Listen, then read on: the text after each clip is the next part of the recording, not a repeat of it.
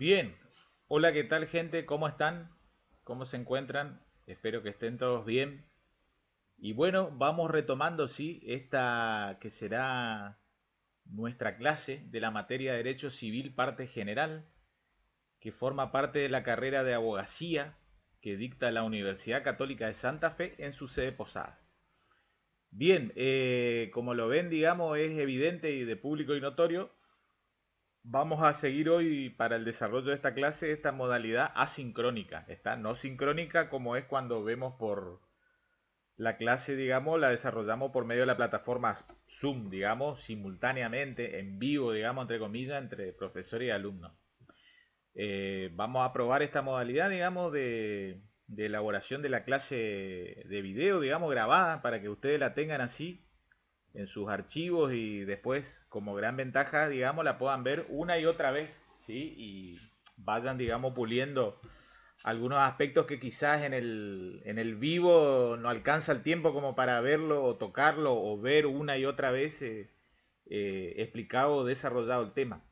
Está. Igualmente, seguro más adelante vamos a tener otros sincrónicos, digamos, por Zoom como para ir puliendo dudas. Pero el grueso de la materia, al menos las unidades que están a mi cargo, vamos a ir bajándola por medio de esta modalidad. ¿Está? Así que bueno, sin perder más tiempo, como siempre digo, manos a la obra y nos metemos de lleno al análisis de la bolilla 5. ¿Estamos? Bien, esta unidad 5, ¿sí? Recordarán ustedes que ya la empezamos a desarrollar en la clase anterior, ¿sí? Y habíamos destacado digamos, este doble eje de análisis, digamos, ¿sí? De la bolilla 5 que se centra por un lado digamos, en la figura de la persona humana, ¿sí? En el análisis, digamos, porque de aquí en adelante se van a empezar a analizar y predicar cada uno de los atributos, ¿sí? De la persona humana, ¿sí? Prácticamente de la bolilla 5 a 10, todo persona humana, a partir de 11 y 12 en adelante, ¿sí? La otra clase o especie de persona que conocemos, que es la persona jurídica. ¿Está? Bien, y habíamos dicho, por un lado el tema de persona humana, ¿sí? Todo lo que aprovechamos, lo que vimos ya en la bolilla sexta, ¿sí? Referida al comienzo de la existencia y todas esas cuestiones que vimos desde fuente legal y jurisprudencial, ¿sí? Y también de la ciencia genética. Y lo cierto es que dijimos, es necesario, digamos, estudiar, ¿sí? Profundizar acerca del comienzo de la existencia de la persona humana como para que queden claro de que conozcamos entre todos de cuándo hay sujeto, ¿sí? Con posibilidad o sujeto portante de los derechos, ¿sí? De derechos subjetivos. ¿Está? ¿Se acuerdan esto de la facultad o prerrogativa de exigir de los demás un determinado comportamiento o conducta? ¿Sí? Y ahí va a depender, digamos, qué es lo que se exige, si es una prerrogativa patrimonial o extrapatrimonial. ¿Sí? Y eso es lo que nos lleva a la gran clasificación de los derechos subjetivos, ¿sí? Que permite distinguirlos en derechos subjetivos patrimoniales y extrapatrimoniales. ¿Está? Y dentro de los patrimoniales encontramos los derechos reales, personales e intelectuales. ¿Sí? A su vez, dentro de los extrapatrimoniales, ¿sí? Es decir, aquellos que carecen de contenido económico, ¿sí? Encontramos propiamente a los derechos de familia, ¿sí? A los derechos de disposición sobre el propio cuerpo, que muchas veces inclusive la doctrina ya los incluye en esta tercer subespecie de derecho extrapatrimonial, ¿sí? Que es el derecho personalísimo. ¿Está? Los derechos personalísimos o derechos de la personalidad. Vuelvo a reiterar una cosita que dije en la clase anterior, no confundir derecho personal con derecho personalísimo, ¿sí? El derecho personal es aquel que se entabla en una relación de crédito, ¿sí? Relación jurídica típicamente con sujeto activo y pasivo. El sujeto activo es el acreedor y el sujeto pasivo el deudor, ¿sí? Que tiene a su cargo el deber jurídico, un deber jurídico con contenido patrimonial, que consiste en una obligación de dar, hacer o no hacer. ¿Está? Bien, acá resulta ser que esto es derecho personalísimo, ¿sí? No derecho personal. Derecho personalísimo o derecho de la personalidad. ¿Estamos? Bien, ahí ustedes lo ven, ¿sí? Las clases anteriores también definimos a estos derechos de la personalidad, ¿sí? Como aquellas prerrogativas, ¿sí? Justamente de contenido extrapatrimonial y ahí empezamos la enumeración de los caracteres inalienables, perpetuas y oponibles erga omnes, es decir, frente a todos, que corresponden a toda persona por el hecho de ser tal, por su condición de tal, desde antes de su nacimiento, ¿sí? Sabrán ustedes ya desde el comienzo de la existencia, ¿sí? Lo cual acaece con la concepción a tenor de la letra del artículo 19 del Código Civil y Comercial, y de la cual justamente esa persona va a tener protección hasta después de su muerte, ¿sí? Sostenemos esa, digamos, vigencia post-mortem inclusive del derecho de la personalidad. Y que esa persona no va a poder ser privada de esas prerrogativas por acción u omisión, sea del Estado, ¿sí? Esta entidad, como siempre digo, que nos aglutina todo, ni tampoco de los demás particulares, ¿sí? Sean a su vez personas humanas o jurídicas. ¿Estamos? Entonces acá se empiezan a dividir las aguas, ¿sí? Por un lado resulta ser que vamos a estudiar el catálogo de derechos de la personalidad en su aspecto físico, ¿sí? Y por otro lado los derechos de la personalidad en su aspecto espiritual, ¿está? Y acá que los llevo, permítanme que salga de la plaquita y vamos al contexto del programa, ¿sí? Vamos concretamente a la bolilla 5.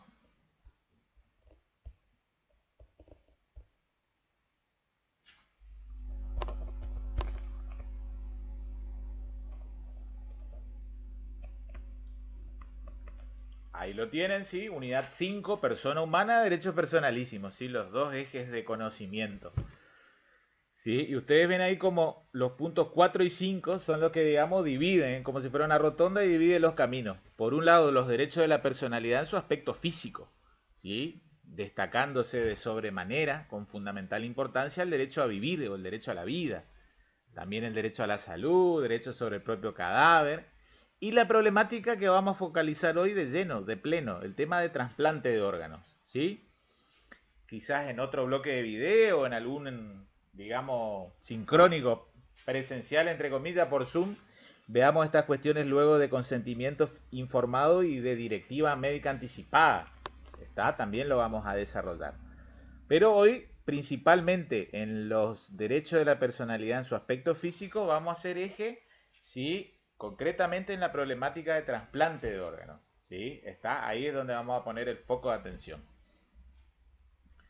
Por otro lado, ven en el punto 5, ¿sí? Ahí está la otra faz, ¿sí? El otro camino, el otro sendero de los derechos de la personalidad, ¿sí? Personalidad espiritual, ¿sí? Y ahí ustedes encuentran el catálogo de los derechos de personalidad espiritual, ¿sí? Destacándose allí de sobremanera el derecho a la intimidad, ¿sí? También el derecho a la imagen, el derecho a la identidad, ¿sí? Son todos derechos subjetivos extrapatrimoniales a los cuales también le vamos a hacer el foco, le vamos a poner el foco de atención.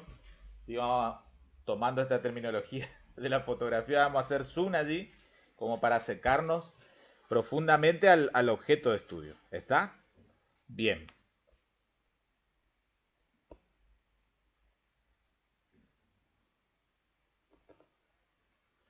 Entonces volvemos a la placa, ¿sí?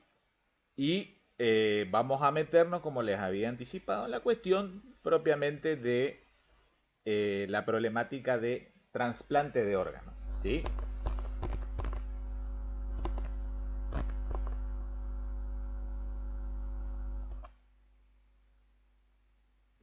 Ahí ustedes lo ven, ¿sí?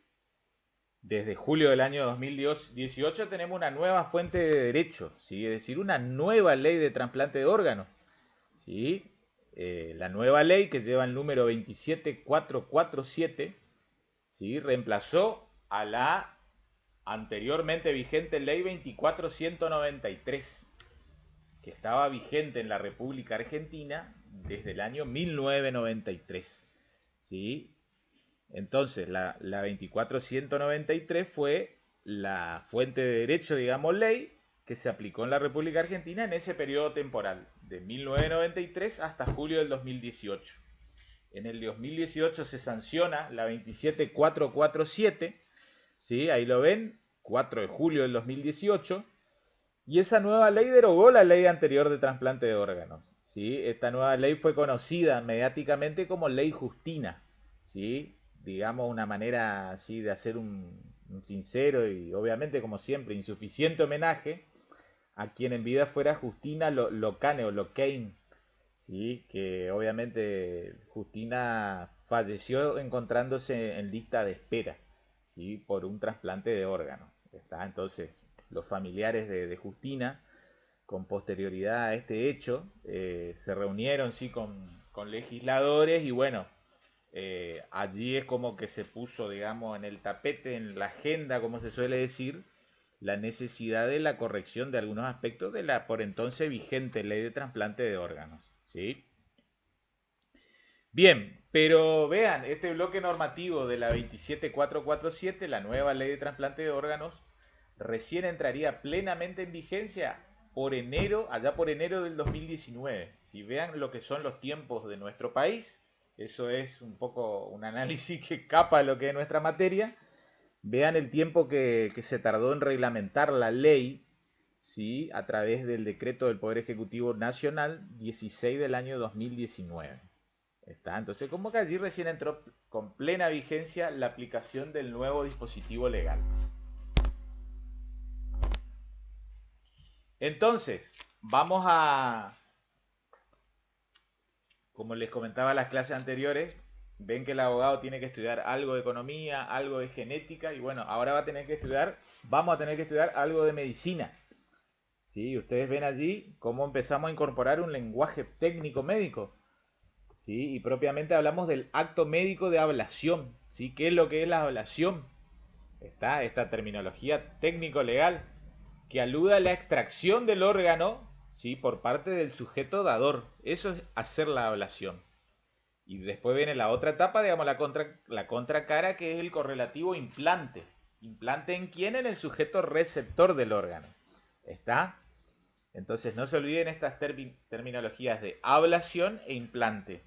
Ablación en aquel que da el órgano, ¿sí? Y el implante en el sujeto receptor, ¿sí? Es como decir, la ablación es del donante, ¿sí? Y la implantación o el implante es en el donatario, en el que recibe el órgano, tejido, ¿sí? O célula, ¿está? Y ahí empezamos a diferenciar los dos grandes campos de actuación, ¿sí? Que la propia ley, digamos como que también ya empieza a dividir las aguas, ¿sí? Una cosa va a ser el campo de actuación cuando el correlativo, digamos, la ablación y correlativo implante se dé entre personas vivas. Está de allí que, como ven ahí, ese capítulo séptimo de la ley, de la nueva ley de trasplante de órganos, ¿sí? Habla de actos de disposición de órganos, tejidos y células provenientes de personas. ¿Está? Entonces estamos suponiendo de que ambos están vivos. Donante y donatario, dador y receptor. ¿Está? Que va a estar regulado en los artículos 21 a 30 de la ley. Por otro lado, ¿sí? Va a haber, digamos, dentro del mismo orden normativo, el mismo dispositivo legal, otros artículos que van a regular justamente el acto de disposición ya del órgano o tejido, pero cadavérico. ¿Sí? Ponemos entrecomillado de cadavérico, ¿sí? Como ven allí es una adjetivación que no surge de la letra vigente de la ley, pero que sí utilizaba la anterior ley, ¿está?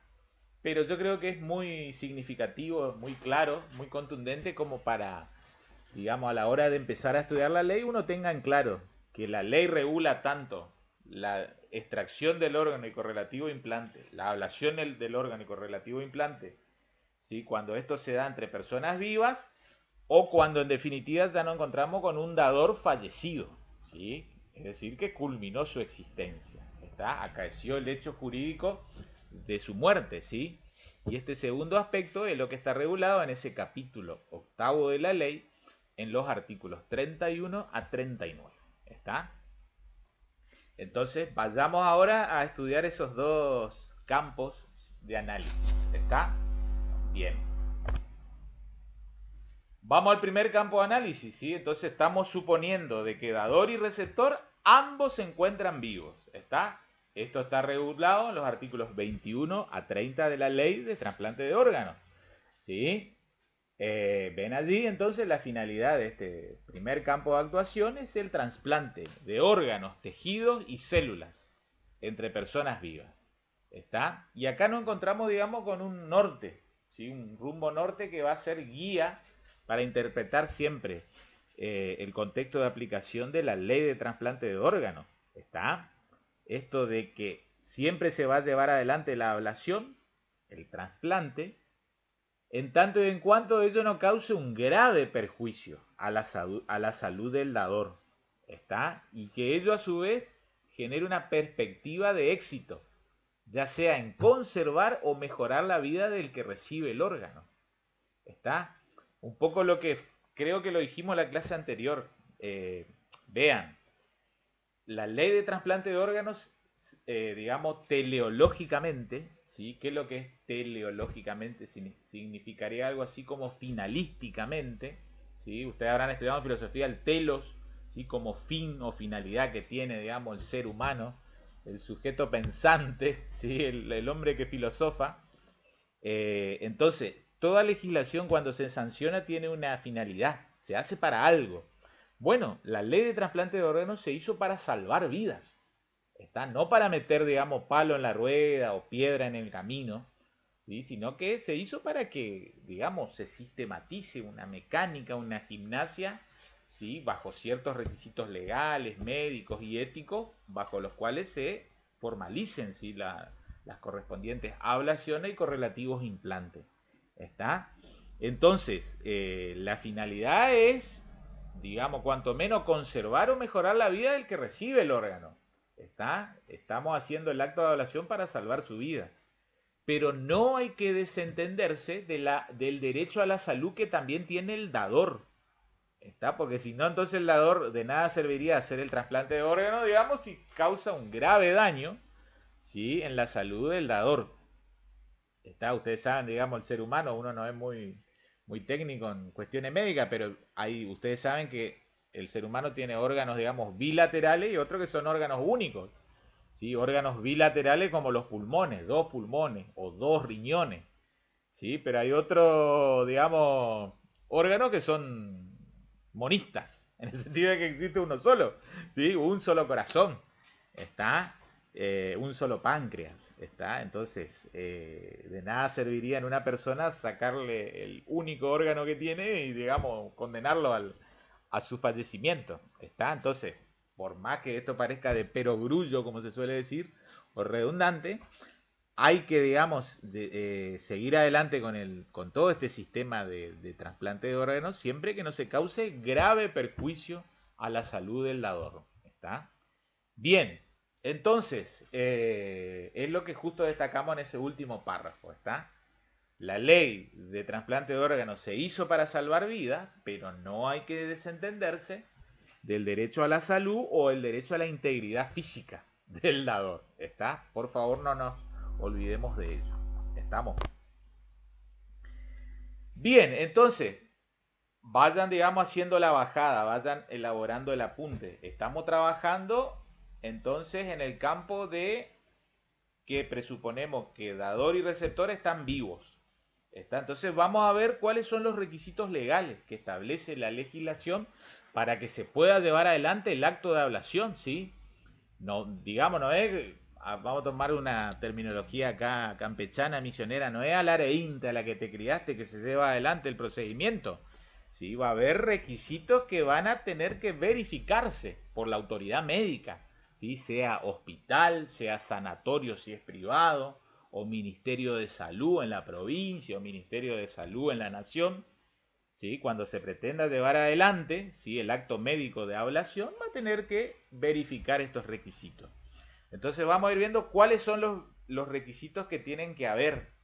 ¿Sí? Algunos son en la persona del dador.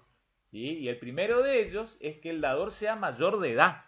¿Está? Estamos trabajando ya con ley 27477, que como les dije, como para que ustedes vayan haciendo la concatenación de vigencias temporales de las normas, de las leyes, se sancionó en julio del 2018. ¿Está? Pero no se olviden que tenemos vigente un código civil y comercial desde julio del 2015. ¿Sí? En realidad es el 1 de agosto del 2015. Entonces, vean, la ley de trasplante de órganos, ley especial, indica que para este caso de dador y receptor con vida, el dador debe ser mayor de edad, ¿sí? Plenamente capaz. ¿Está? Entonces, somos, digamos, coincidentes en decir edad mínima 18 años. ¿Sí? El dador, si pretende ser donante, ¿está? De célula, tejido u órgano, tiene que tener al menos 18 años de edad. ¿Está?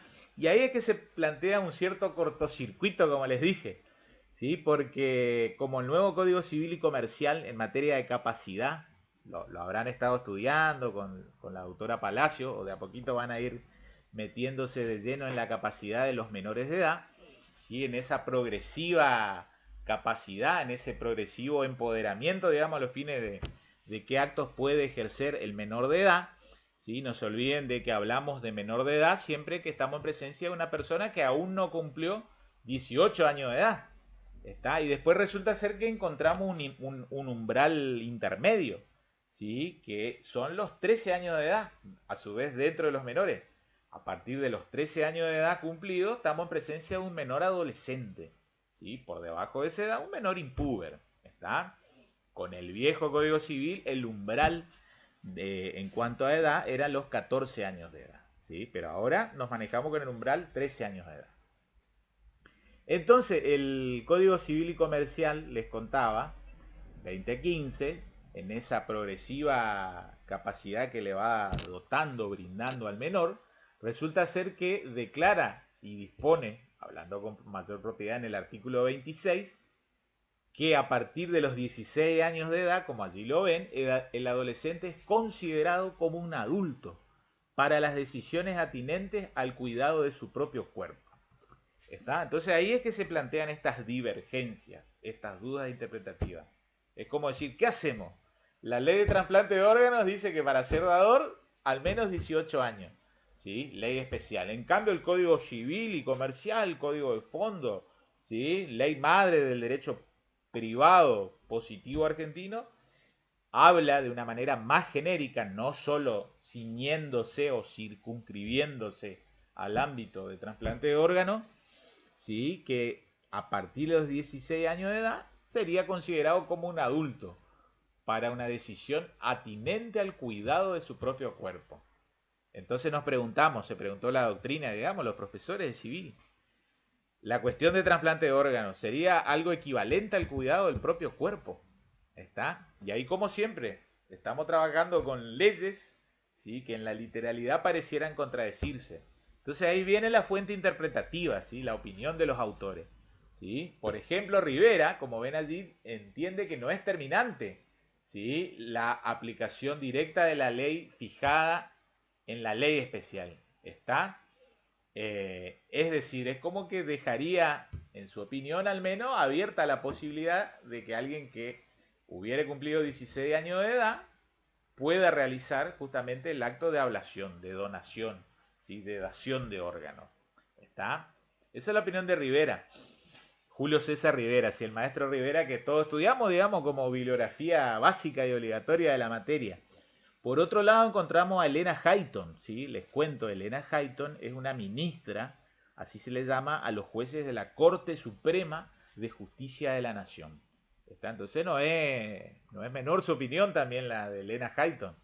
Encima que Elena Hayton, o sea, por ahí a ustedes les empezará a sonar el nombre porque se acuerdan cuando estudiamos los antecedentes, ¿sí? Del Código Civil y Comercial actual, el 2015, dijimos que Elena Hayton, junto con Ricardo Lorenzetti y junto con Aida Kemmelmayer de Carlucci, fueron los cerebros, digamos, ese trinomio que elaboró el proyecto 2012, ¿sí? De Código Civil y Comercial unificado, que entraría en vigencia a partir del 1 de agosto del 2015. ¿Está?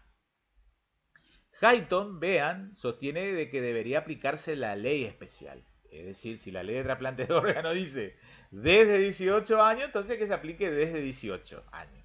¿Está? Entonces ahí habría una contradicción entre la opinión de Rivera y Hayton. ¿Qué sucedió entonces? Les cuento, cada 2 años en la República Argentina se celebra, digamos, un congreso de especialistas de derecho civil. Es lo que se conoce como las Jornadas Nacionales de Derecho Civil. ¿Sí? Cada 2 añitos se celebran. Ahora estamos en un año par, 2020, el año que viene se tienen que celebrar en la provincia de Mendoza.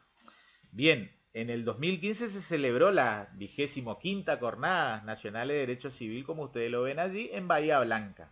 ¿Sí? Y en la comisión perteneciente a parte general, ¿sí?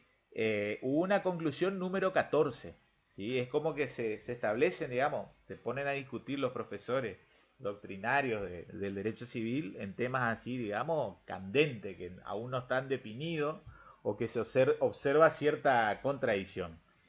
¿Qué resolvieron entonces? Al menos como reunión de los especialistas, que prevalece lo estatuido por ley especial.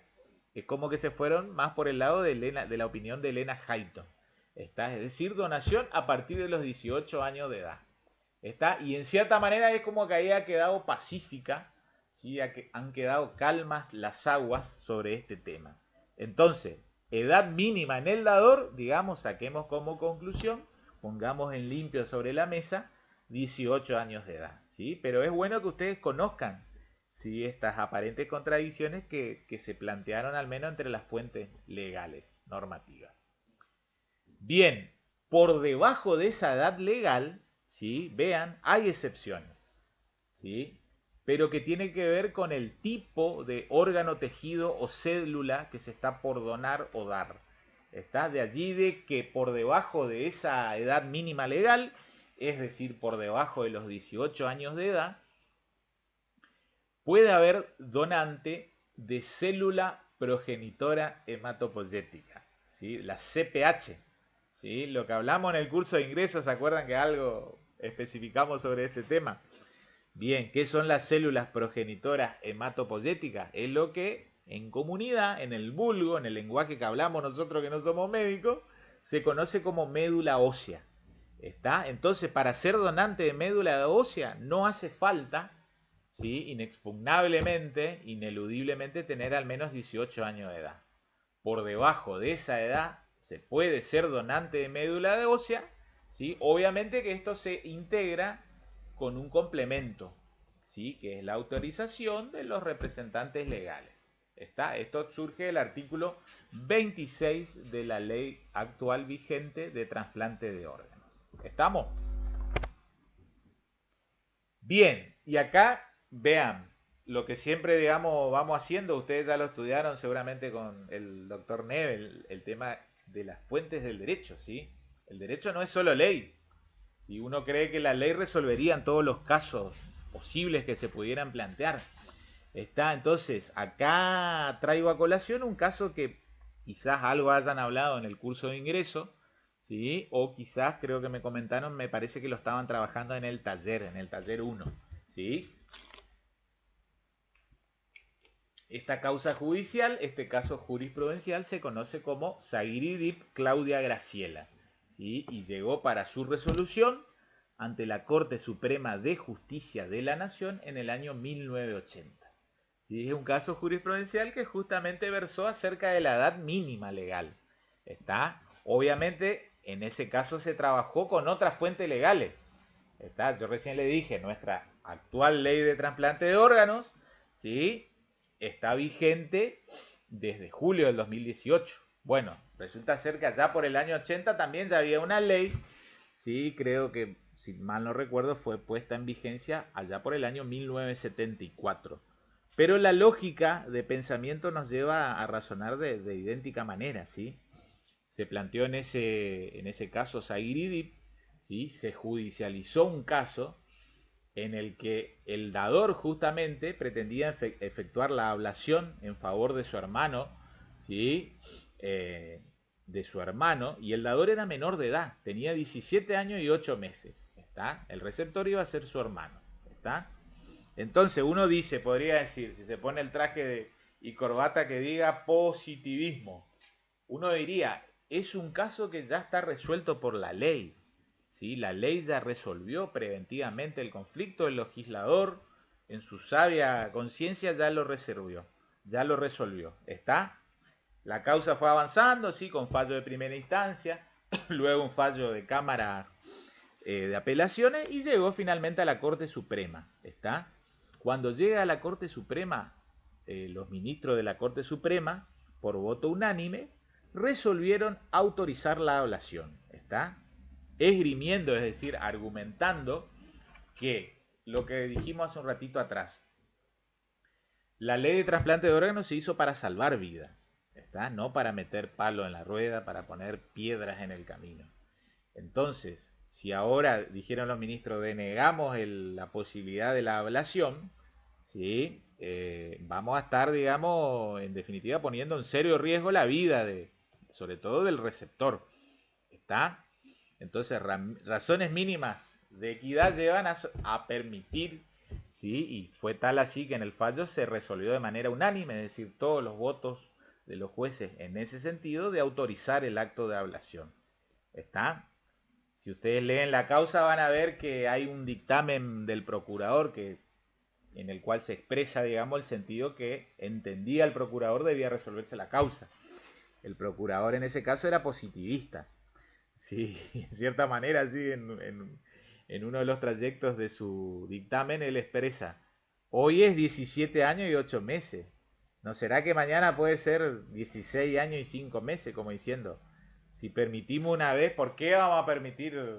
¿No será que puede plantearse un caso similar en que otra vez vuelva a tener que intervenir la justicia? ¿Sí? Bueno, lo cierto es que el fallo, digamos, resolvió en su momento autorizar la ablación de órganos por debajo del mínimo legal. ¿Sí? Ahora bien, tuvo que llegar a la corte para que, digamos, la inteligencia, ¿sí?, de la jurisprudencia se resolviese, digamos, de esa manera, digamos, lo cual es razonable y atiende a razones más que valederas de justicia. Bien, vean, seguimos con las aguas de donante y receptor en vida, vivos, ambos, ¿sí? Ya vimos la cuestión de la edad, ven todo lo que tuvimos para hablar de edad, ¿sí? Resulta ser que ahora también debe verificarse algún vínculo entre dador y receptor, ¿sí? Entre dador y receptor, ¿sí? Como ven allí es un poco la inteligencia interpretativa de los artículos 22 y 26 de la ley, ¿sí? Deben verificarse algunos de estos vínculos o ser parientes por consanguinidad, ¿sí? Es lo que se conoce la familia de sangre, ¿sí? Padre, abuelo, hijo, nieto, hermanos, hasta el cuarto grado, ¿sí? Después lo van a estudiar en familia, ¿sí? Hasta dónde se extienden los grados del parentesco por consanguinidad, ¿sí? Parentesco también por adopción, ¿sí? Que es otra de las fuentes de la filiación, ¿se acuerdan? ¿Se acuerdan que la filiación podría ser ese vínculo padre-hijo por naturaleza, ¿sí?, o biológica, por adopción, y ahora encontrábamos las TRHA, técnicas de reproducción humana asistida? ¿Está? Bien, tiene que haber alguno de estos parentescos por consanguinidad, por adopción. Dador y receptor deben ser al menos cónyuges entre sí, o al menos deben tener una relación, digamos, familiar de tipo de unión convivencial. ¿Sí? En la unión convivencial es lo que vulgarmente uno denomina el concubinato, ¿sí? Una pareja, digamos, ¿sí? Una pareja que no está casada. Acá, digamos, con lenguaje misionero y forestal le diríamos algo así como el machimbrado, ¿sí? Juntados pero no casados. ¿Está? Bien, entonces, para que pueda darse el acto de ablación entre dador y receptor, alguno de estos parentescos. Es la pauta legal, es lo que va a controlar el sanatorio, el hospital, el ministerio, ¿sí? Pero vean acá nuevamente cómo el tema de donación de médula ósea viene a excepcionar el sistema, o viene a excepcionar la regla. ¿Por qué? Porque en materia de cuando el donante es donante de médula ósea, no es necesario que el receptor, ¿sí?, guarde con el dador alguno de estos vínculos. ¿Está? Entonces, como para que vayan ustedes enganchando, ¿ven el tema de médula ósea? Por un lado ya te sirve de excepción como para el tema de mínimo de edad legal, ¿sí? Sabemos que edad mínima legal 18, pero si uno quiere donar médula ósea puede ser menor de edad, ¿sí? Hay que complementar con la autorización del representante legal también, ¿sí? Por otro lado, dijimos, también debe verificarse relación o vínculo entre dador y receptor, a menos que sea donación de médula ósea, ¿sí?, en el cual no hace falta, ¿sí?, que haya algún vínculo entre dador y receptor, entre el que da y que recibe, ¿sí? De allí que ustedes ven que suele haber campañas de donación de médula ósea, ¿sí? Acá en Misiones, en distintas provincias de nuestro país, ¿sí? Esto de las campañas de promoción, ¿sí? Es lo que existen los llamados bancos de médula ósea, ¿sí? Entonces hay, en cierta manera, como donantes anónimos de médula ósea, ¿sí? ¿Por qué anónimo? Porque no hace falta que sea vínculo dador-receptor, ¿sí? Alguno de los vínculos que establece la legislación especial. ¿Está? Ahora bien, vean, dijimos, resulta ser que un menor de edad, menor de 18 en realidad, puede ser donante de médula ósea. ¿Sí? No hace falta que tenga 18 años para donar. Entonces, siendo menor de 18 puede donar. Pero en ese caso, si el que dona es menor de edad, allí sí tiene que hacerlo en favor de alguno de estos parientes. ¿Sí? En ese caso, como ven, es la última salvedad. Vean, en materia de donación de médula ósea, no existen las limitaciones del vínculo entre dador y receptor, a menos que el propio donante sea menor de edad. En ese caso, el receptor va a tener que ser o verificarse en ello alguno de los vínculos mencionados por la normativa. ¿Estamos? Bien.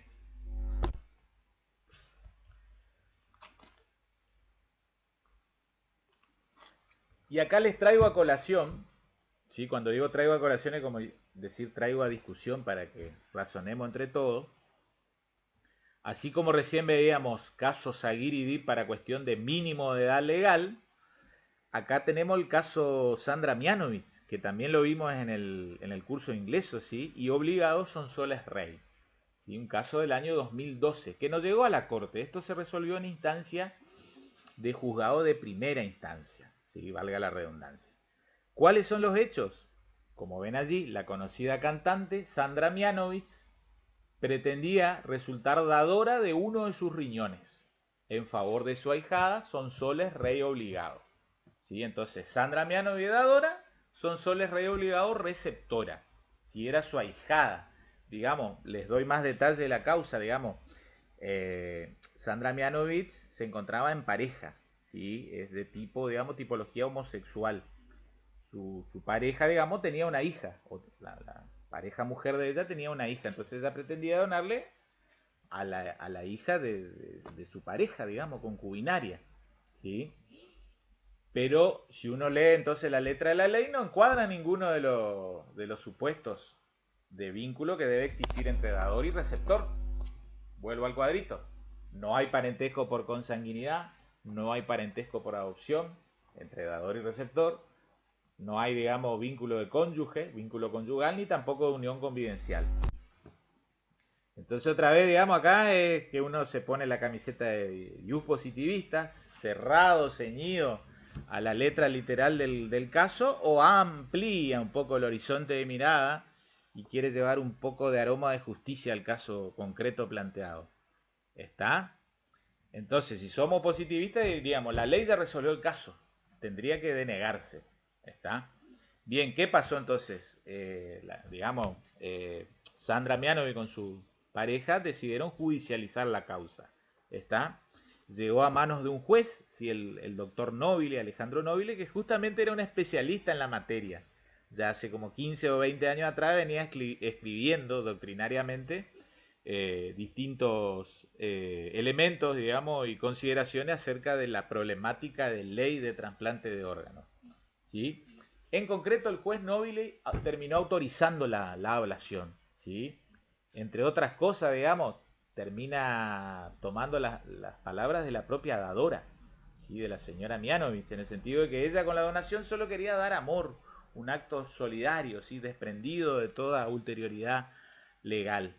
¿Está? Porque sostiene el juez Nobile, digamos, que llevar a otra solución es arribar a una solución injusta y que puede ocasionar un resultado disvalioso, es decir, posiblemente perjudicial, pérdida de vida o alguna incapacidad permanente. ¿Está? Entonces, nuevamente, digamos, basándose en la finalidad genérica, ¿sí? En la teleología de la ley de trasplante de órganos se hizo para salvar vidas, ¿sí? Permitió y autorizó que se lleve adelante, ¿sí? la ablación del órgano entre Mianovich y la señora Obligado, Está haciendo excepción al dispositivo legal que era, digamos, tajante o terminante en cuanto a negativa. ¿Está? Bien. Otras cositas, vean, que seguimos complementando, digamos, el campo de actuación. Eh, el campo de actuación que caracteriza y tipifica la donación con donante y receptor vivo. ¿Está? Por parte del donante de órgano, por parte del dador de órgano, tiene que haber un consentimiento informado, libre y voluntario. ¿Está? Y también el correlativo, consentimiento informado, libre y voluntario del receptor. ¿Está? Ese consentimiento tiene que ser expresado ya sea por sí, es decir, personalmente, o puede ser por algún representante legal, ¿sí? En el caso de que el donante sea menor de edad. ¿Sí? Ese consentimiento no puede ser sustituido ni complementado, pero sí puede ser revocado. Es decir, es factible el arrepentimiento. ¿Hasta qué momento? Hasta el mismo momento de la intervención quirúrgica. En tanto y en cuanto el dador, el donante, tenga capacidad de expresar jurídicamente su voluntad. Es como que yo les diga, puede expresar su consentimiento hasta que le pegue la anestesia. Porque ahí, digamos, no es que una vez que ya toma, supongamos que es una anestesia general, luego ya no habrá, ¿sí?, debidamente conciencia, no estarán presentes los elementos internos de la voluntad, discernimiento, intención y libertad. ¿Sí? Y si ocurriese la revocación, ello no genera obligación alguna. Es como que el receptor no podría decir, che, pero ¿cómo te arrepentiste? Ahora yo te pido daños y perjuicio. No puede ocurrir eso. ¿Sí? Pues estamos en presencia de un derecho personalísimo.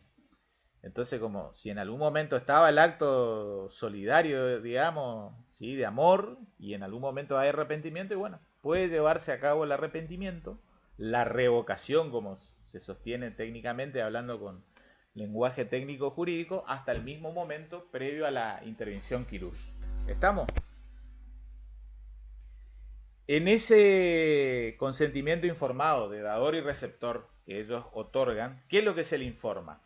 ¿Sí? Como ven allí, esto de información sanitaria precisa, completa y adecuada de qué es lo que se le va a hacer, es decir, el procedimiento específico, cuáles son los beneficios esperados, que después, digamos, solo la realidad puede demostrar si ocurren o no, y cuáles serían los riesgos, molestias y efectos adversos.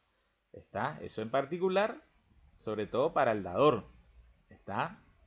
Es decir, qué es lo que le va a pasar o suceder, digamos, médicamente hablando, clínicamente hablando, una vez que se hizo el acto de ablación. ¿Sí? ¿Cuál va a ser la vida que va a llevar adelante a cabo el dador? ¿Sí? También el receptor. Y acá algo importante de la ley, vean qué importante esto, que esa información debe ser suficiente, clara y sobre todo adaptada al nivel cultural de cada persona. ¿Sí? No va a ser lo mismo que el dador o receptor sean médicos, que, digamos, seamos gente común y corriente, ¿sí? Extra, digamos, cuerpo médico, clínico. ¿Está? Y por último, debe haber un dictamen favorable del equipo médico, ¿sí? Es decir, un equipo interdisciplinar médico que dictamina, ¿sí?, favorablemente, positivamente, para que se lleve adelante el acto de ablación. ¿Está?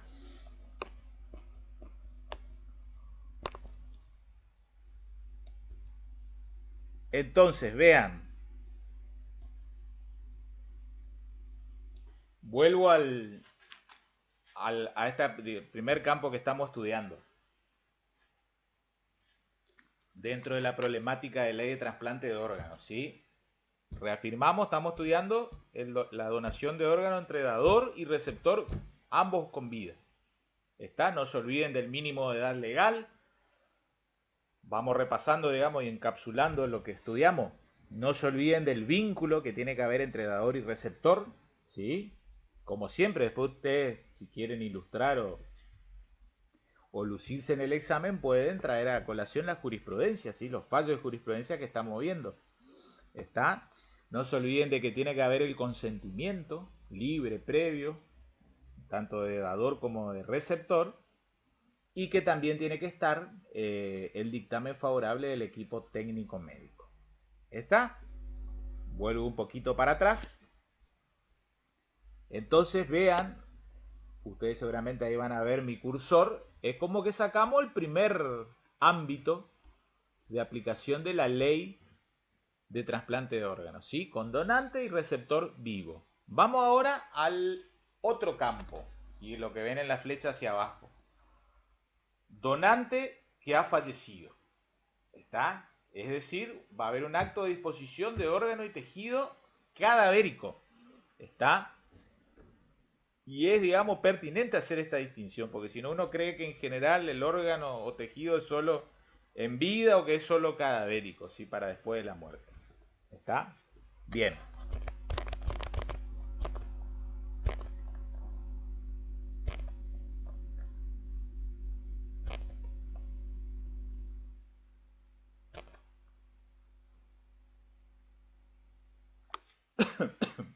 Bien, estamos en presencia entonces de los artículos 31 a 39 de la ley. ¿Sí? Esa ablación, vean, va a poder efectuarse respecto de toda persona mayor de 18 años de edad. ¿Sí? Partimos del piso mínimo de edad legal coincidente con los casos de dador y receptor en vida. Pero vean qué particular. Persona que no haya dejado constancia expresa de su oposición a que se realice la extracción de órgano. ¿Está? Post-mortem. Después leen con tranquilidad, yo les voy a mandar la ley, la nueva ley de trasplante de órgano. Esto está regulado en el artículo 33.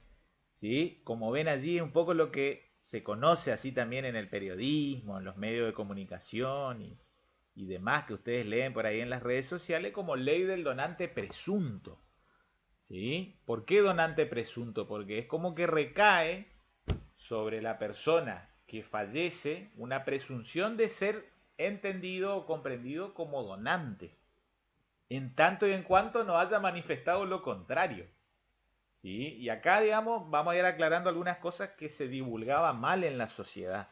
¿Sí? ¿Por qué? Porque la ley del donante presunto, en realidad, en la Argentina, así como tal, ya estaba regulada desde el año 2005. ¿Sí? Como ven allí, hubo una ley nacional 26066 que ya la dispuso.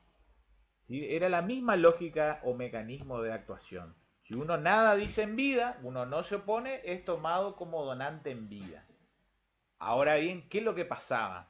Con la ley que estuvo vigente desde finales del 2005 hasta julio del 2018, si uno nada disponía en vida o uno no se oponía, uno en principio era tomado como donante. Uno fallecía, entonces en principio iba a acaecer la ablación de órgano de ser necesario. Pero, ¿qué pasaba con esa ley que estuvo desde el 2005 al 2018 vigente? Permitía que un cierto elenco de familiares, que después yo enseguida ya les proyecto quiénes eran, podían oponerse a que se haga el acto de ablación. Entonces, ¿qué sucedía en la práctica?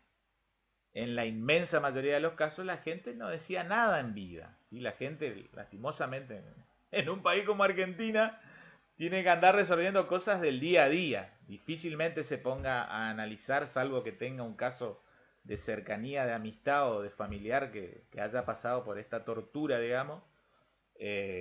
Difícilmente se ponga a pensar acerca de la disposición de sus propios órganos. Entonces la gente nunca decía nada en vida. ¿Qué pasaba? No decía nada en vida. Entonces, en principio, donante presunto. Al menos que un familiar se niegue. Entonces, o siempre, o la mamá, o el papá, o la esposa, o los hermanos, o el abuelo, o hasta los tíos, ¿sí? Y otras personas que ya vamos a estudiar, podían manifestar ante la autoridad, digamos, ante el hospital, sanatorio, ministerio, cuál fue la última voluntad del fallecido. Entonces terminaban diciendo, no, él no dijo nada, pero él en realidad no quería donar. Entonces nunca se hacía el acto de ablación.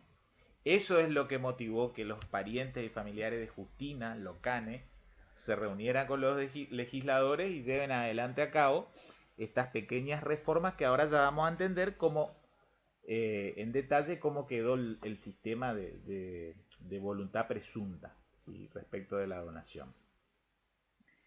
Entonces, digamos, y esto es aplicable, acá todos en principio nos resulta aplicable esta normativa.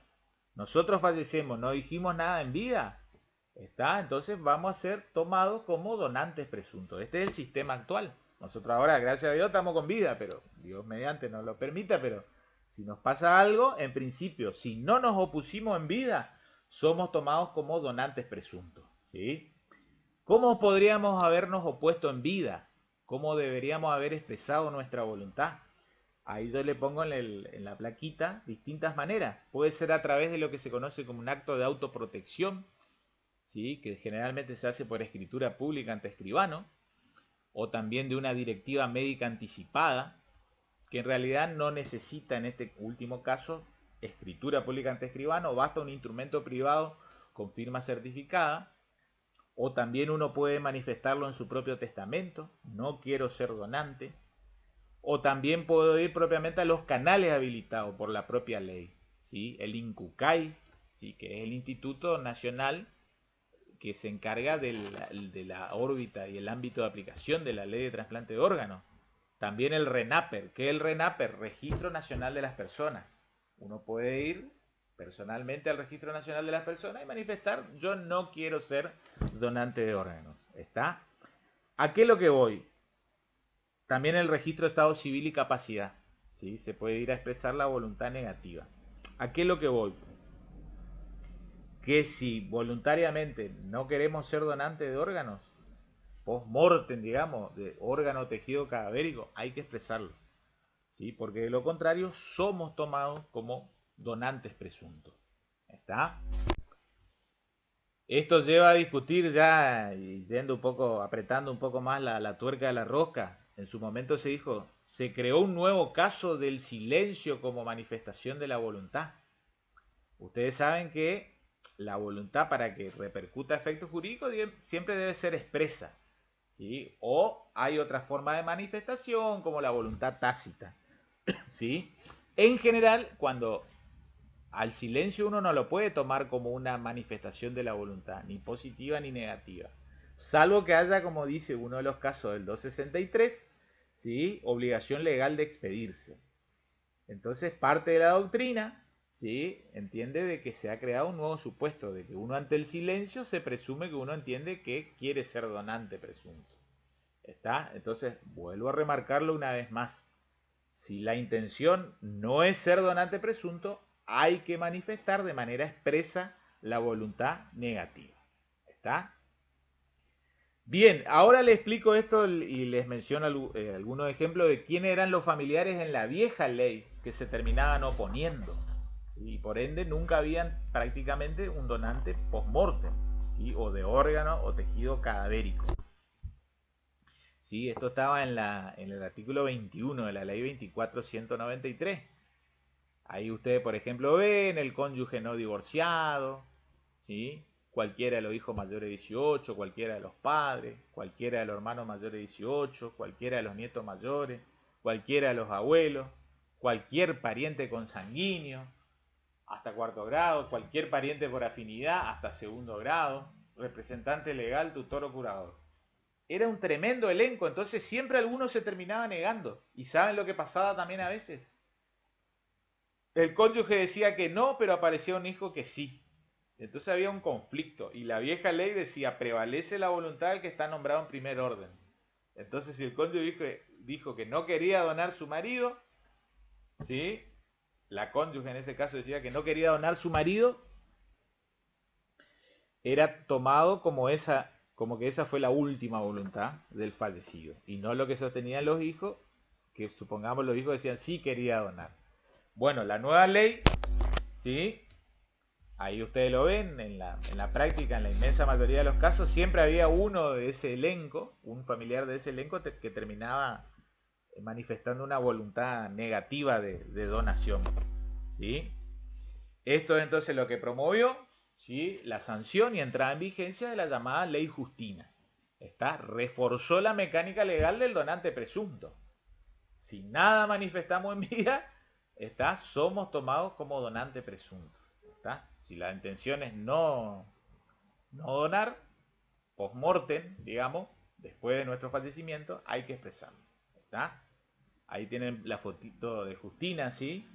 Quien, bueno, falleciera en vida con tan solo 12 añitos de edad. Está estando en lista de espera para un trasplante de corazón en la Fundación Favaloro, ¿sí? Bien, les cuento además, algo hablamos ya en la bolilla 6 cuando hablamos de fin de la existencia de las personas.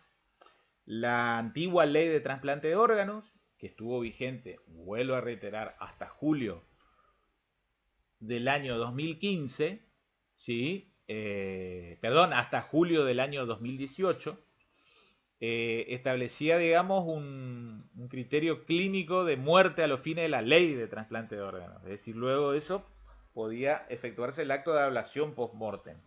¿Sí? Tenían que verificarse, como ven allí, esos de modo acumulativo, es decir, todos a la vez, e ininterrumpido, por 6 horas los siguientes signos, ¿sí? Que están allí planteados con un criterio de lenguaje técnico. ¿Está? Esos requisitos fueron eliminados en la nueva ley, ya no hay. ¿Sí? Es conforme a los parámetros de la ciencia médica.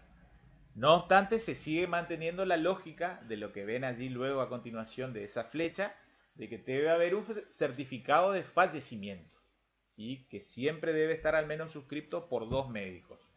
Y uno de esos 2 médicos debe ser al menos neurólogo o neurocirujano. Está entonces en la nueva ley, digamos, y poniendo en limpio, para poder hacer una ablación de órgano o tejido cadavérico, debe estar sobre la mesa el certificado de fallecimiento, con doble firma de médico, debiendo ser uno de ellos al menos neurólogo o neurocirujano. ¿Está? Finalmente cerramos el bloque de la temática, ¿sí? Acerca un poco de la expresión de voluntad. ¿Está? Entonces no se olviden lo siguiente, porque hoy también uno ven cuando hay acto eleccionario que generalmente delante de las mesas de urna y demás suele haber gente, digamos, que desinteresadamente colabora con el INCUCAI. Hoy en día, si uno quiere ser tomado como donante, no hace falta expresar nada, tan solo guardar silencio, ¿sí? Ahora bien, si queremos ser considerados, no, si no queremos ser considerados donantes, hay que expresar la voluntad. Está, como ven allí, manifestar la voluntad de manera negativa. Y cuando es de manera afirmativa, ¿sí? Ustedes me dirán, entonces, ¿para qué hay que expresar voluntad? Bueno, hoy en día si uno guarda silencio, es tomado como donante y sería donante de cualquier órgano. Pero también puede ser una variante de nuestra voluntad de que queremos ser donante de órgano, ¿sí? Pero no de cualquier órgano. Entonces podríamos restringir. Está que se donante de pulmón y riñón o riñones, ¿sí? O también uno puede condicionar para una finalidad. Digamos, en el sentido de decir, quiero ser donante de órganos, pero para que mis órganos se utilicen para el estudio de la ciencia médica. Está, no para ser implantado en otra persona. También se podría, y así lo permite la legislación especial. Está la ley de trasplante de órganos. Bien, vamos cerrando entonces el bloque temático, ¿sí? de ley de trasplante de órganos. ¿Sí? Y vean qué interesante, ¿sí? No se olviden entonces a la hora de encarar este tema, ¿sí? Nombrar, estudiar, digamos, sesudamente, concienzudamente, cuál es la fuente de derecho, ¿sí? ¿Cuál es la fuente de derecho que, que rige la materia, ¿sí? Y después hacer estas dos grandes distinciones o campos de aplicación, ¿sí? Por un lado va a estar lo referido a tener a dador y receptor con vida y por otro lado la donación de órgano o tejido cadavérico. ¿Está? Bien.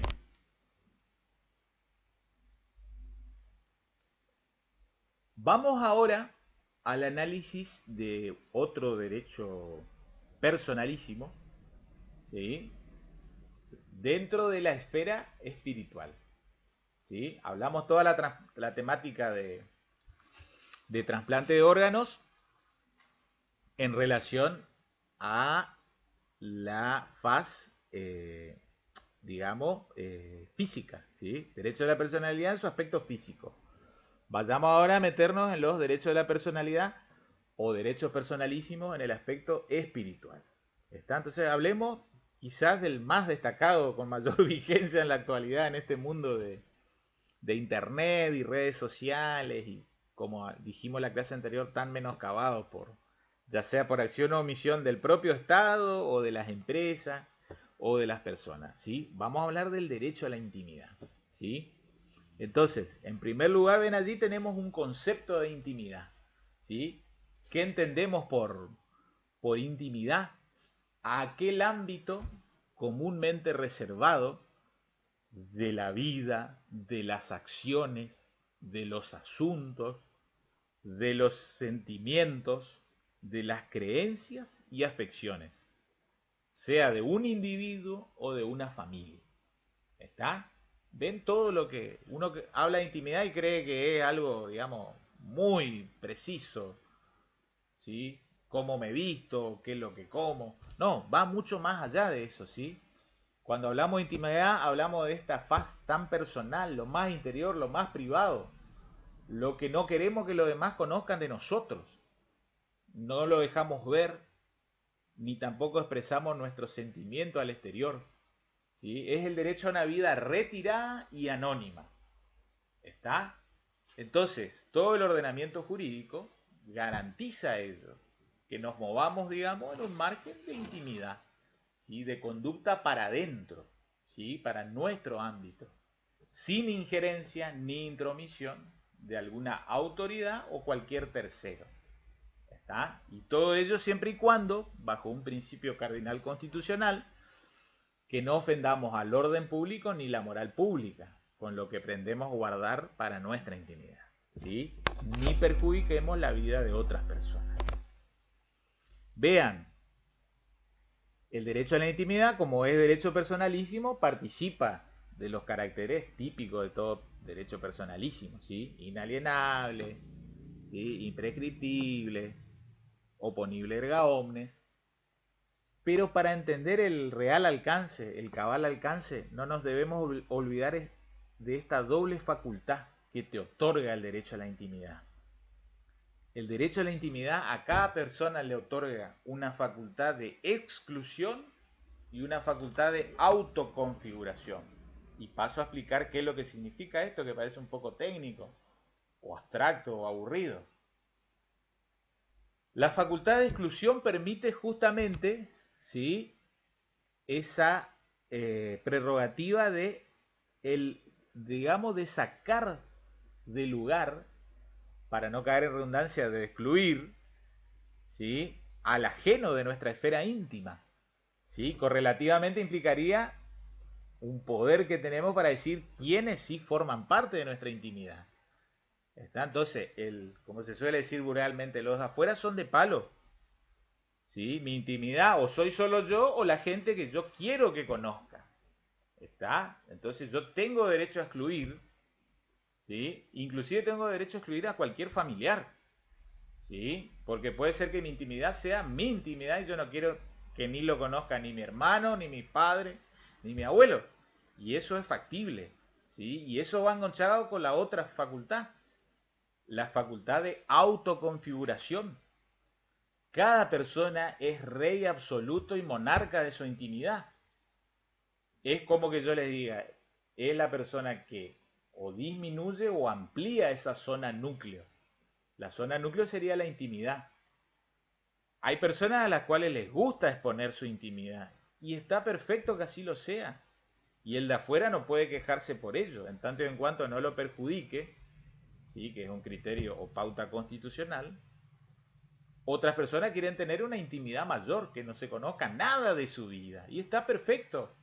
Porque vuelvo a reiterar, cada persona es amo y señor del margen de amplitud de su intimidad, de su privacidad.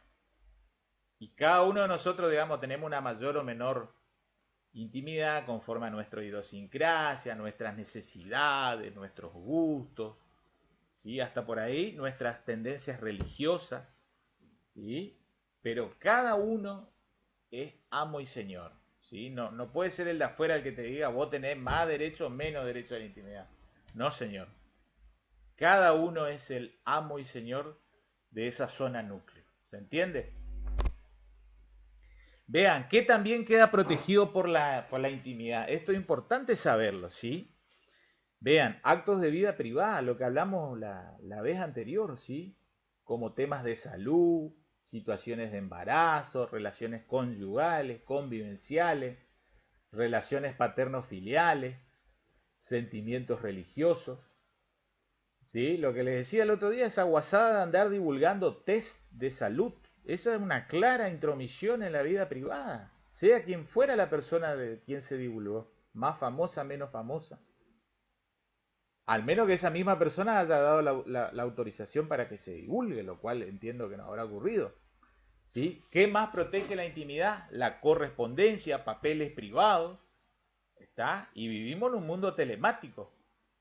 ¿Sí? Entonces cuando uno dice correspondencia es hasta un simple mensaje de WhatsApp.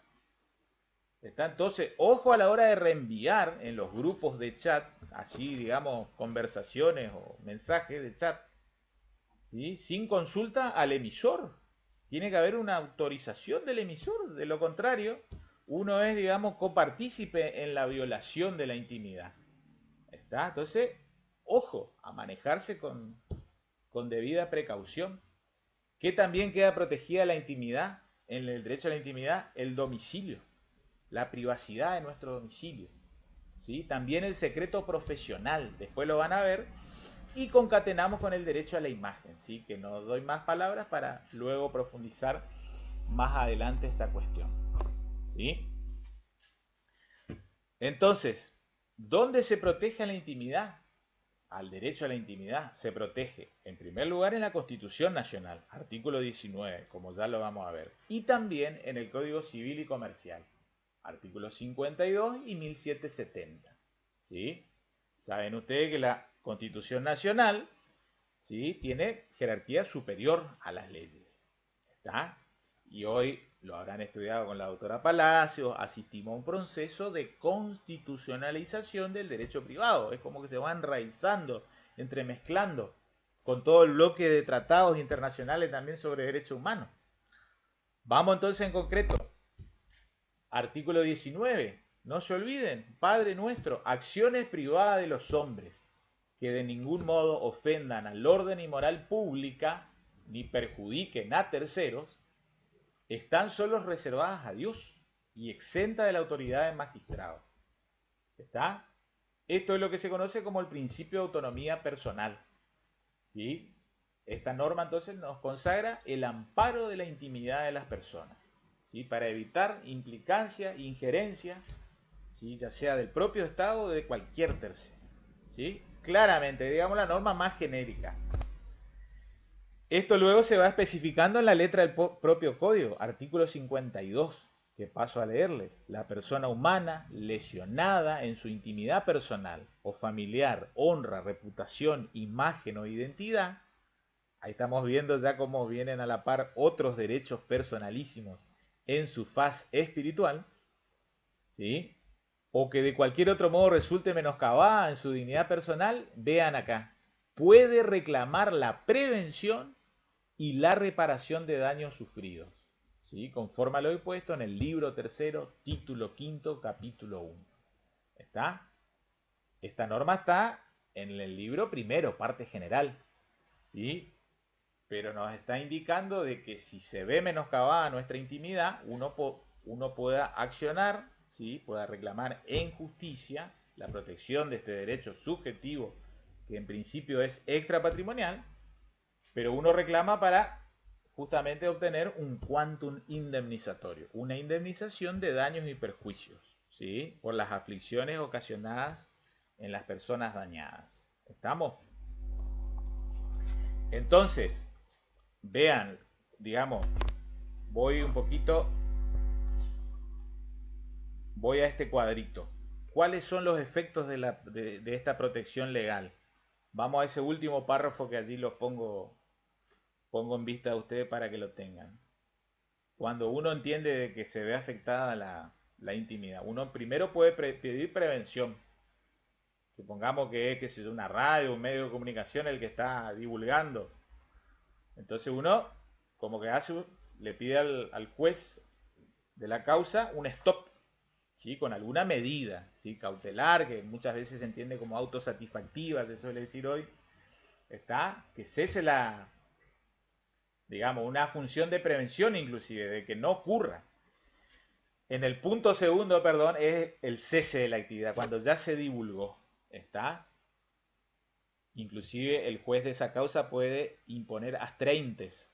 ¿Qué es lo que son las astreintes? Son conminaciones para que el que está divulgando pare. Y por cada día que no para de divulgar, una sanción pecuniaria. ¿Está? También se puede imponer por el juez de la causa. En tercer lugar, puede pedir reparación de daño y perjuicio, es decir, un monto indemnizatorio. Y en cuarto lugar, vean qué singular que es el derecho a la intimidad cuando se ve vulnerado, que uno puede exigir la publicación de la sentencia. ¿Sí? Supongamos que es un medio de comunicación el que violó intimidad, entonces el extracto, ¿sí? O la parte más sustancial de la sentencia, el que fue, digamos, dañado en su intimidad puede exigir que, que el responsable civilmente por el daño ocasionado lo publique en un diario de masiva circulación. ¿Está? Entonces, vean, vamos cerrando la idea de intimidad. ¿Sí? No se olviden, ¿dónde se protege la intimidad?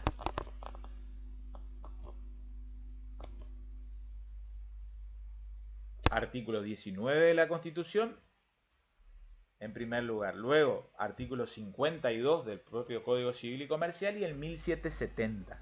¿Sí? Que el 1770 ahora paso a mostrarles a continuación.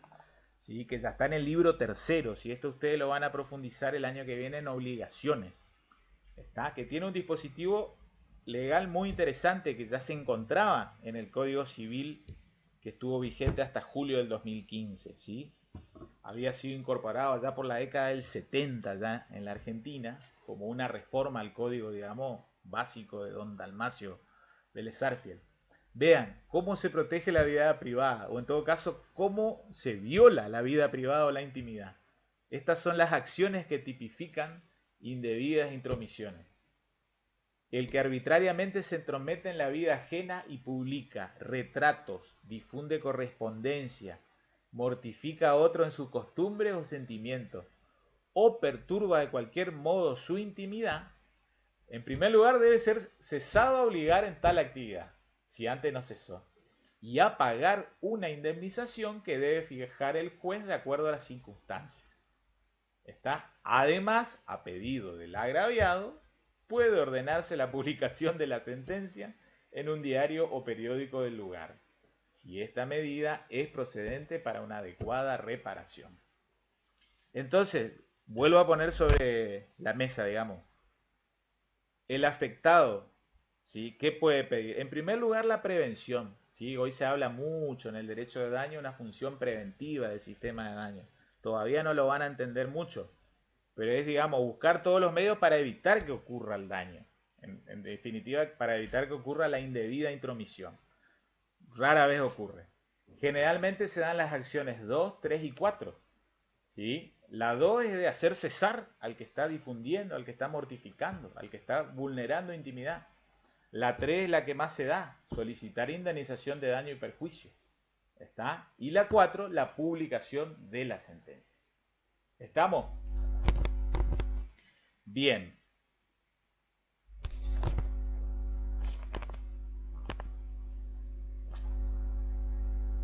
Después tienen allí algunas aclaraciones en el Power. Lean con profundidad el tema de los legitimados, ¿sí? Pero a los fines de ir adelantando los temas que siguen a continuación, no se olviden el caso Ponseti de Balbín, ¿sí? Contra Editorial Atlántida. Quizás lo vieron en el comienzo de año.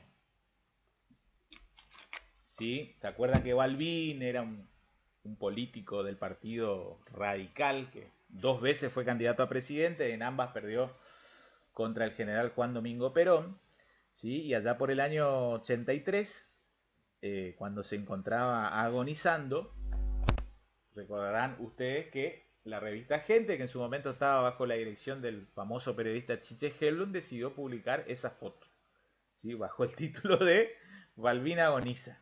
¿Está? Balbín fallece a los pocos días, ¿sí? Y luego, viuda e hijos de Balbín promueven contra Editorial Atlántida un juicio de responsabilidad civil, ¿sí? Por violación al derecho a la intimidad, ¿sí? Ese caso fue muy particular, porque como ustedes lo ven allí, puso en conflicto, digamos, quiso sopesar dos derechos humanos fundamentales. Derecho a la intimidad versus derecho a la libertad de prensa o información. Derecho a la intimidad, digamos, argumentado, sostenido por familiares de Balbín e hijos, ¿sí? O viuda de Balbín e hijos. Mientras que el derecho a la libertad de prensa o información sostenido por Editorial Atlántica. ¿Está? ¿Qué es lo que termina concluyendo la Corte? ¿Sí? En definitiva, ¿sí? Se termina resolviendo con voto unánime de que si bien había un derecho a la información por parte de la revista Gente, Balbín era una figura pública, lo cierto es que se excedió el límite en el ejercicio regular del derecho a la información. ¿Está? Es como que se les fue de mano. Podían haber informado, pero no poniendo en tapa esa imagen, ¿sí? Siempre cuando hacemos el caso de manera presencial en el curso de ingreso, lo que se suele decir es, se podría haber puesto en tapa principal la foto, la fisonomía de don Ricardo Balbín, y en una foto chiquitita la imagen allí de Balbín moribundo. Y de igual manera se iba a estar informando. ¿Sí? Ahora bien, ustedes saben cómo muchas veces a nivel de editorial de revistas y diarios se trabaja, digamos, con un amarillismo, ¿sí? A los fines de generar un movimiento, ¿sí? De venta de portada, digamos, taquillero, digamos, de venta taquillera de la edición de una revista o de un diario. ¿Está? Entonces se sopesó y se sostuvo que en ese caso intimidad estaba por encima del derecho a informar. ¿Está? Bien, lo mismo en cierta manera pasó con un caso allá por el 2008 cuando se fue el gitano Sandro. ¿Está? No se llegó a un caso judicial tan extremo, pero hubo reclamo de, digamos, administrativo de los familiares y herederos del gitano Sánchez, digamos, de Sandro. ¿Está? Bien, bien, bien. Vamos cerrando el bloque de intimidad. ¿Sí? Y pasemos a hablar ahora a continuación un poco de imagen. ¿Sí? Derecho a la imagen. Nuevamente vivimos en un mundo tan visual, tan expuesto, ¿sí? De todos y cada una de los integrantes de la sociedad, que vamos a empezar a entender un poco cómo funciona el derecho a la imagen. Vean, también estamos en presencia de un derecho personalísimo, cuyo regular ejercicio, ¿sí? Permite al titular oponerse a que por otros individuos y por cualquier medio se capte, reproduzca, difunda o publique propia imagen, su propia imagen, sin su consentimiento o el de la ley. ¿Está? Y vayamos a poco metiéndonos en tema. Vean lo siguiente.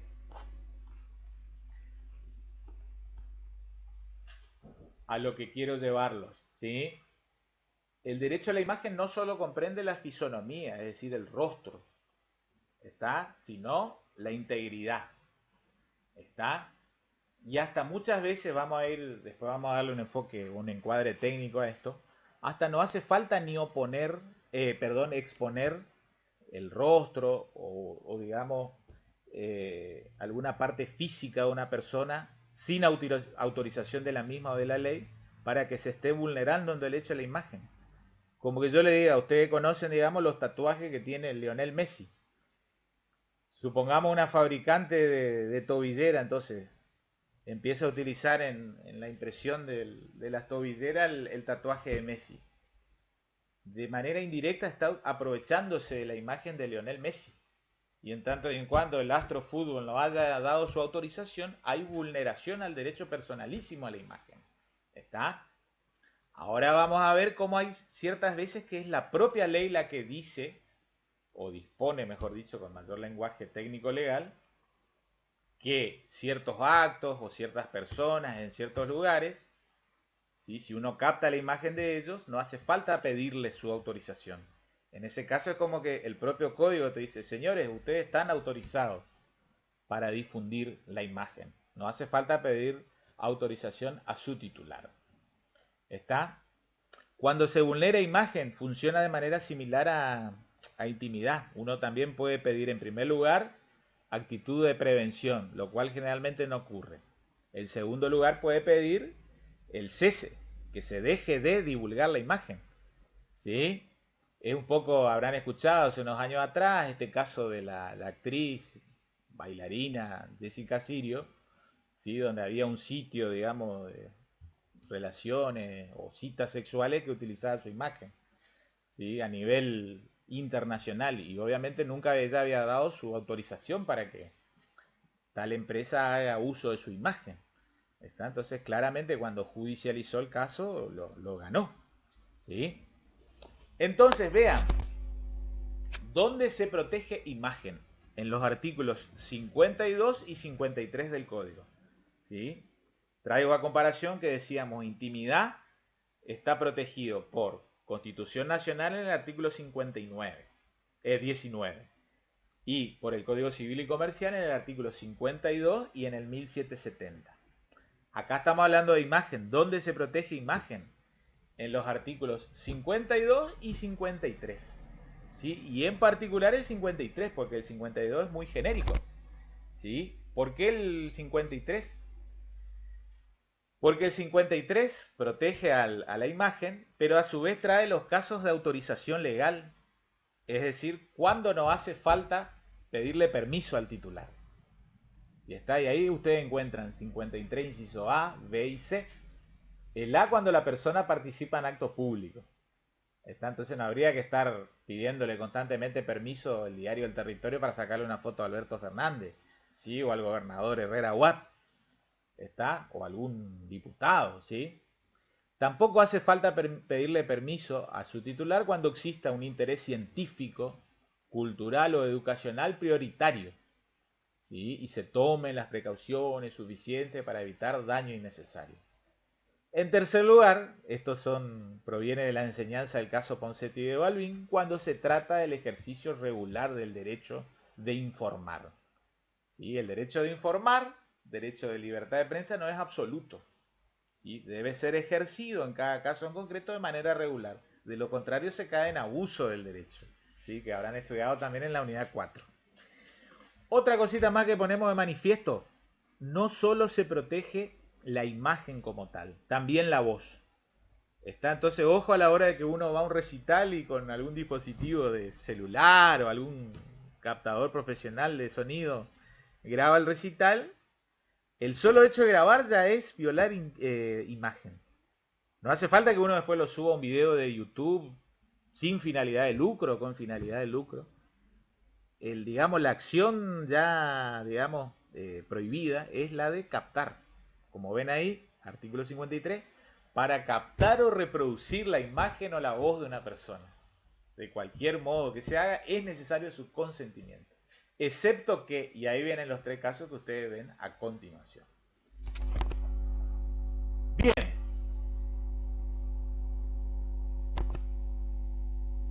Caso jurisprudencial de imagen. Esto que yo les decía de cómo fue evolucionando las líneas de los tribunales judiciales a la hora de cómo entender imagen. Hay veces que no hace falta ni utilizar la imagen concreta, la fisonomía, el rostro o alguna parte del cuerpo de una persona para decir hubo uso de la imagen.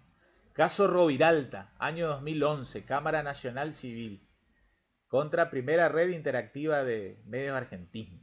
¿Sí? Prisma creo que era el acrónimo, la sigla. Por ahí algunos de ustedes que tienen unos añitos más conocen a Huberto Roviralta, fue el esposo de Susana, ¿sí? Que se casó allá por el año 92, 93 y tipo año 2001, 2002 terminó la relación, digamos, marital con el famoso cenicerazo. Susana Jiménez que le tiró un cenicero a don Roviralta. ¿Qué pasó? Vean ahí, el conflicto se originó en un reclamo por violación a la imagen realizado por Huberto Roviralta. ¿Sí? Aclaramos lo que recién dijimos. Quien fuera cónyuge, oportunamente, de la conocida actriz y conductora Susana Jiménez, en el marco de una publicidad comercial relativa al servicio de conexión y acceso a Internet y servicios afines. ¿En qué consistía la campaña? En la reproducción de una silueta de una persona en la cual se la podía ver en un sillón fumando un cigarro con una postura relajada, acompañada por la fotografía de un polista y el célebre cenicero partido por la mitad. Acompañando esa imagen se consignaba el nombre Huberto y una ficticia dirección de correo electrónico uber-robbie@degarron.com.ar. Entonces Roberalta vio la publicidad y dijo: acá es como que se puso él mismo el sombrero, digamos, se vio identificado. Tanto en primera instancia como en alzada se consideró, entre otras cosas, que rige respecto de la imagen el criterio de recognoscibilidad. No se olviden esa palabrita, clave en derecho a la imagen. En el sentido de que son objeto de la protección legal los elementos característicos y tipificantes de la persona. No hace falta ni que, digamos, sea la imagen, la fisonomía, o qué sé yo, una gran guitarra, un bajo de algún músico famoso, ¿sí? Se sostuvo en consecuencia que más allá que el retrato real del demandante no fue utilizado, su imagen resultó lesionada a partir de los elementos caracterizantes utilizados, que permitían identificarlo y asociarlo en la publicidad de un modo inequívoco. Es como uno veía la publicidad y decía: ese es Huberto, digamos.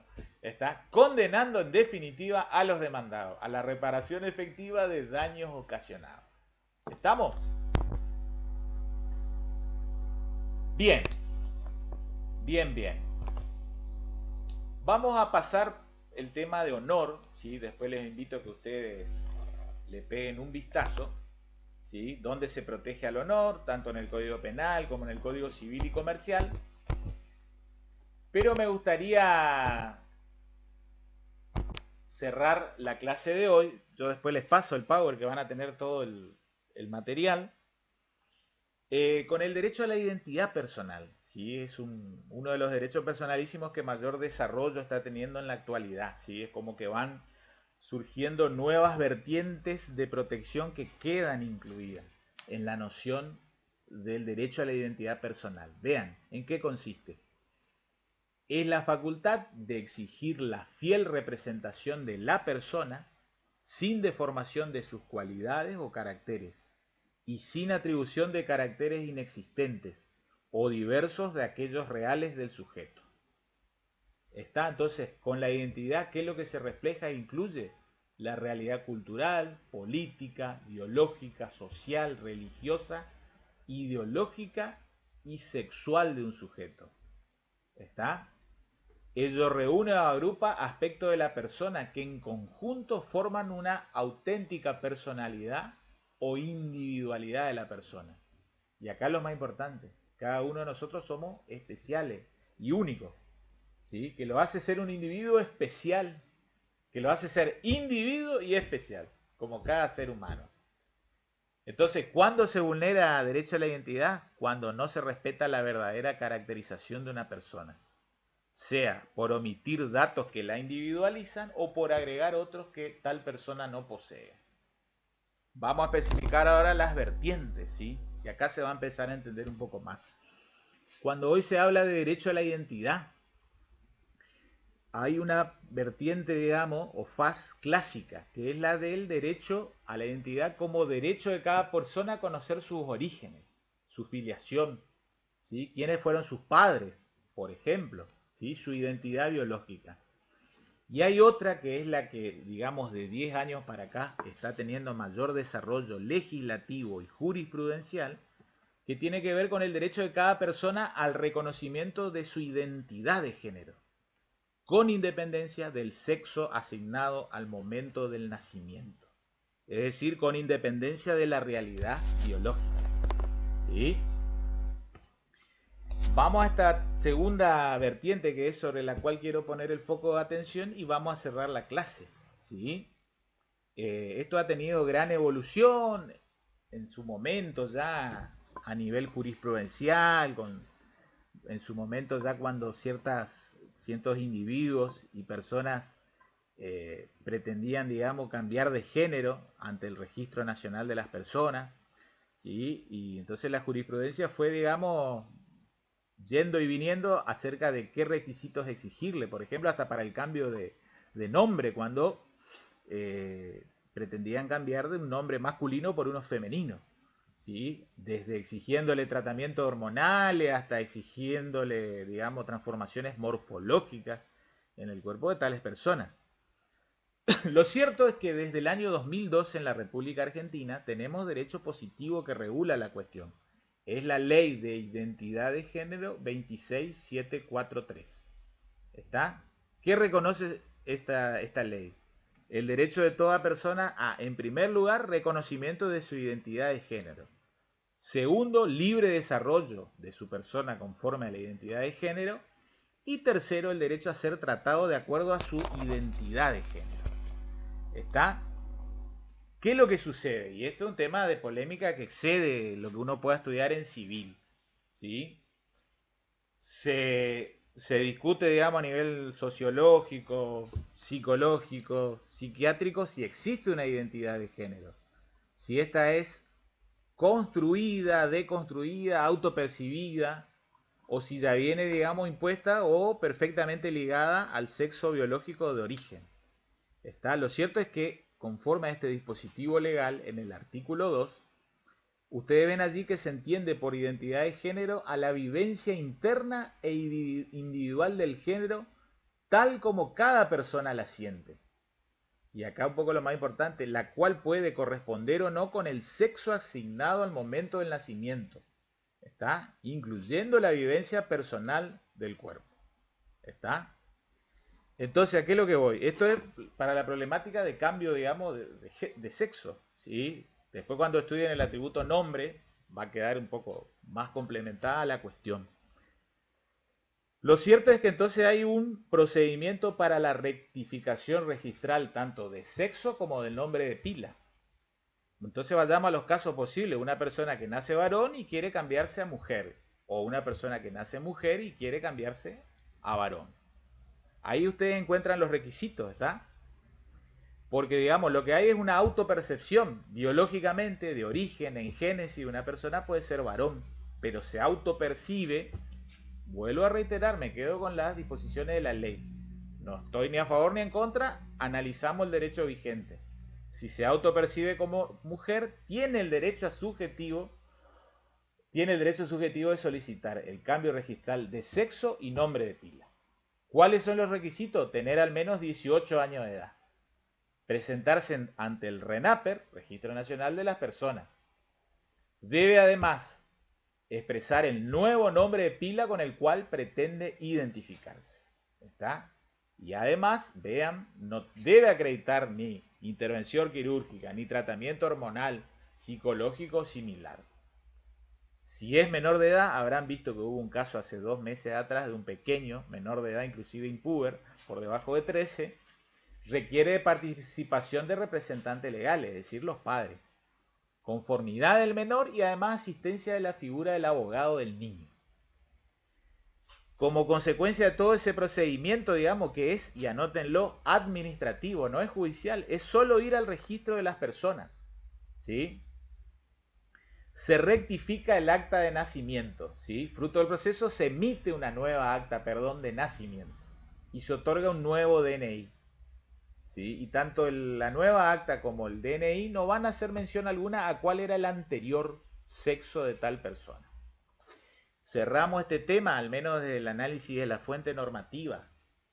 El primer cambio de sexo, ¿sí? De autopercepción, es solo administrativo, solo ante la autoridad del registro de las personas. No requiere ir a un juzgado civil y comercial, ¿sí? Ante un juez a solicitarlo. ¿Está?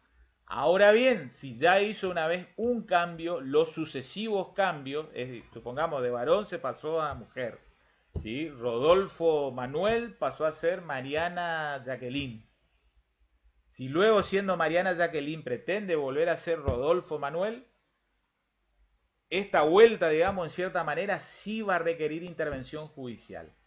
Es decir, llevar una acción ante un juez del Poder Judicial, ¿sí? En la justicia civil y comercial, digamos, acá en órbita de la provincia de Misiones.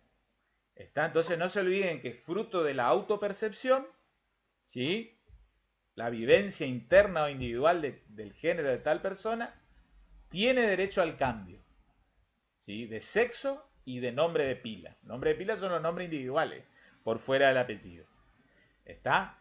Una vez que ya lo hizo una vez, los sucesivos cambios, si estos fueren así, digamos, queridos, deseados, deberán judicializarse. A no olvidarse esa cuestión.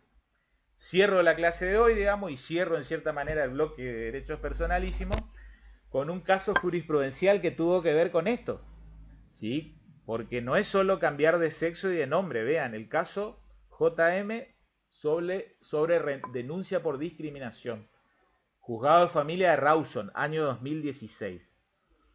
¿Qué pasó? Vean, una asociación de hockey y un club fueron condenados por un juzgado de familia de Rawson a que en forma inmediata fichen a una joven transexual en relación a quien habían denegado el respectivo fichaje. ¿Sí? Y ahí están citadas digamos, la normativa que se vulneró, ¿sí? Que tiene que ver todo con el tema de género. ¿Sí? Porque ¿qué es lo que se impedía? Que una mujer ejerza su derecho de tener una vida sin discriminaciones y a que se respete su dignidad. Era un varón que se autopercibió como mujer, cambió a mujer y como tal luego pretendió, digamos, matricularse, ¿sí? Inscribirse en un club de hockey femenino. ¿Sí? ¿Qué más se sostuvo? Se indicó que la orientación sexual y la identidad de género de las personas son categorías protegidas por los tratados de derechos humanos incorporados en nuestra Constitución Nacional, quedando prohibida cualquier práctica discriminatoria basada en tal condición. ¿Sí? Entonces, en definitiva, ¿qué es lo que pasaba? Que digamos, el club no lo acepte para que integre el plantel femenino de hockey implicaba un acto discriminatorio, ¿sí? Y atentatorio y vulneratorio del derecho a la identidad. Tal persona era autopercibida como mujer, logró el cambio registral, ¿sí? De sexo y nombre, pero sin embargo luego no podía formar parte de las actividades típicas de, digamos, jugar al hockey femenino en una liga, digamos, de tal. ¿Está? Entonces, vamos cerrando de a poquito el bloque de los derechos personalísimos, ¿sí? La clase que viene, sea sincrónica por Zoom o sea sincrónica otra vez con modalidad de video grabado, vamos a focalizar digamos, en unos temas genéricos de derechos personalísimos, ¿sí? Esta clase creo que ha sido más que interesante porque hicimos foco en cada uno de los derechos personalísimos. La clase que viene vamos a hacer, digamos, tipo una sazón final con el cual vamos a ver si todos los derechos personalísimos son indisponibles o hay alguna manera en que en todo caso el sujeto titular dé una habilitación, dé alguna licencia para transferirlo o para cederlos o para licenciarlos. Es decir, si se encuentran absolutamente fuera del comercio. ¿Sí? Vamos a ver cuáles son esas pautas genéricas de tipificación que trae la legislación civil y comercial. Está todo en esos articulitos que estamos viendo, a partir del 50 hasta el 60 del Código Civil y Comercial. ¿Está? Así que bueno, vamos cerrando la clase del día de la fecha. Quédense tranquilos, yo les voy a mandar a su correo electrónico esto. ¿Sí? Les va a llegar seguramente como subido en la nube, ¿sí? A través de la nube de Gmail. Tendrán que hacer solamente clic en el enlace enviado y van a poder bajarlo o mirarlo, digamos, al videíto, una vez que esté absolutamente procesado. Está, así que bueno, aprovecho el tiempito para dejarles un saludo afectuoso, cuídense y bueno, nos mantenemos en contacto. Está, chau chau, suerte.